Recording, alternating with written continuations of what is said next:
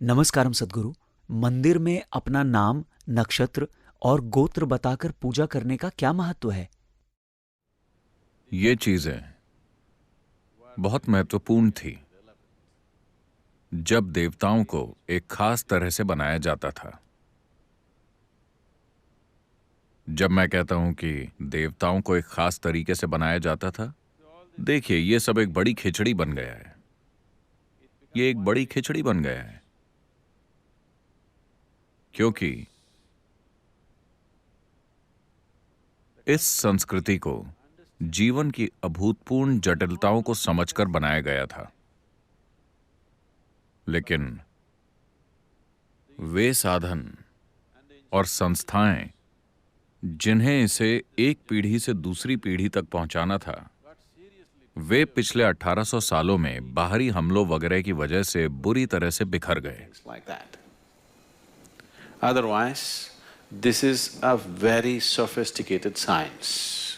वरना ये एक काफी प्रभावशाली विज्ञान है। उन दिनों हर आदमी हर मंदिर में नहीं जाता था।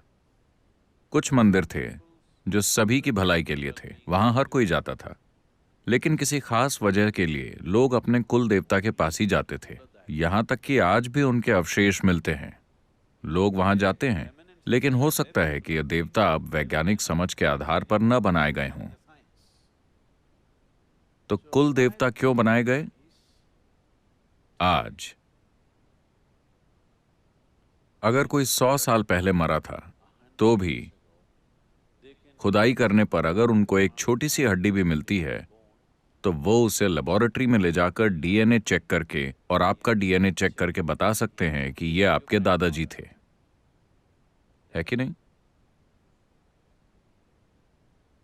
अगर कोई 10,000 साल पहले भी मरा हो और अगर उन्हें कोई भी अवशेष मिलते हैं, आज आप इजिप्ट के ममीज को ले सकते हैं जो कम से कम 4,000 साल पुरानी हैं। आप इस मम्मी का डीएनए लेकर इजिप्ट में उस बंदे को खोज सकते हैं जो अभी सड़क पर विरोध कर रहा है कि वो तूतनखामेन का वंशज है। संभव है ना? विज्ञान आपको ये एक्सेस दे रहा है। इसी तरह हमने पहचाना। आपको समझना चाहिए कि ये तभी उपयुक्त है जब बाकी सारी चीजें भी बरकरार हों। हरियाणा में खाप पंचायतों को लेकर काफी स्ट्रगल चल रहा है, क्योंकि वो कह रहे हैं कि कजिन भाई बहनों को आपस में शादी नहीं करनी चाहिए, ये धर्म के खिलाफ है। मुझे नहीं पता कि वो जागरूक हैं या नहीं, कि वो क्यों विरोध कर रहे हैं, लेकिन अगर वो वास्तव में जागरूक हैं तो आपको इसका आदर करना होगा। वो शायद इसीलिए विरोध कर रहे हैं क्योंकि आप नियमों को तोड़ रहे हैं, लेकिन मूल रूप से ऐसा इसीलिए किया गया क्योंकि उन्होंने जेनेटिक ट्रैक संभाल कर रखा था बहुत पीछे तक। हजारों साल तक उन्होंने अपने ही तरीके से जेनेटिक ट्रैक बरकरार रखा, कभी आपस में नहीं मिलाया, ना कुछ ऐसा किया जिससे ये ट्रैक डिस्टर्ब हो, ताकि वंश में अच्छे बच्चे पैदा हों। इतना ही नहीं, आप एक ऐसी शक्ति बनाते हैं जो इस ट्रैक के साथ साथ चलेगी। जरूरी नहीं है कि आपके कुल का हर व्यक्ति मंदिर जाए। आप जाइए और प्रार्थना कीजिए, इसका लाभ सबको मिलेगा क्योंकि हम सभी आपस में जुड़े हुए हैं। आने वाले समय में मेडिकल साइंस में भी ऐसा होगा। अगर उनको कोई शुद्ध जेनेटिक मटेरियल मिलते हैं, शुद्ध जेनेटिक लाइन का मतलब है कि वो लोग कुछ ऐसा कर सकते हैं कि कुछ ऐसा ढूंढ लें जो आपके डीएनए के लिए काम करे। उसे बस हवा में स्प्रे कीजिए। जिन भी व्यक्तियों का डीएनए उस तरह का होगा, उन्हें तुरंत फायदा होगा। अभी वे लोग कह रहे हैं कि एशियंस का डीएनए एक तरह का है और उन्हें आसानी से डायबिटीज हो जाती है। अमेरिकन्स का डीएनए ऐसा है, उन्हें कुछ और हो जाता है। क्या वो ऐसा नहीं कह रहे? तो अगर आप बस एक सप्लीमेंट डाल दें एशियन या अमेरिकन या यूरोपियन लोगों के भोजन में, तो आप लोगों की जीवन शैली बदल सकते हैं। ऐसा हुआ भी है।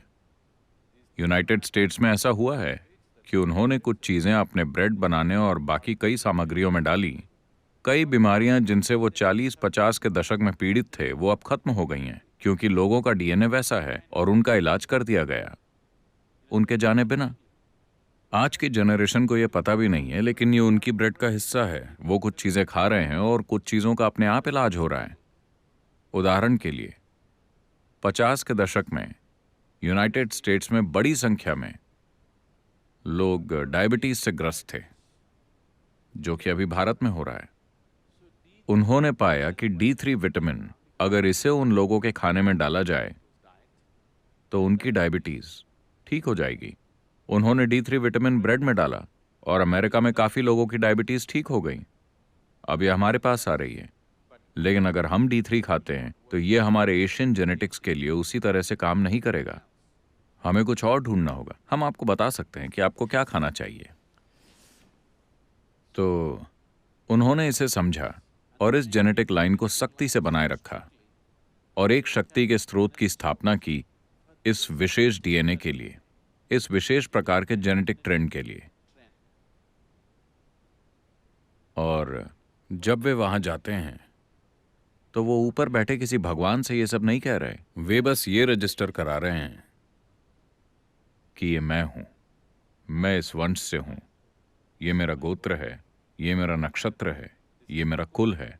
मतलब मैं अपना DNA मटेरियल रजिस्टर करा रहा हूं। ये मेरा DNA है, मेरी मदद कीजिए।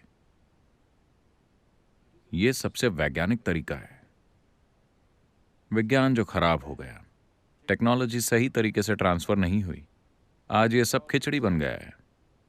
इसलिए ये अब पहले जैसे काम नहीं करेगा। अगर उन्होंने जेनेटिक लाइंस को बनाए रखा होता तो वो उसी तरह से काम करता। लेकिन अभी आपको पड़ोस की लड़की से प्यार हो गया, वो कोई भी हो सकती है।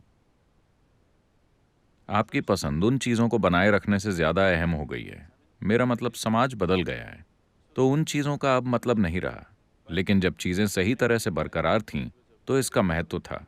ये जीवन की एक बेहतरीन समझ थी, जेनेटिक्स की और उसके काम करने के तरीके की एक बेहतरीन समझ।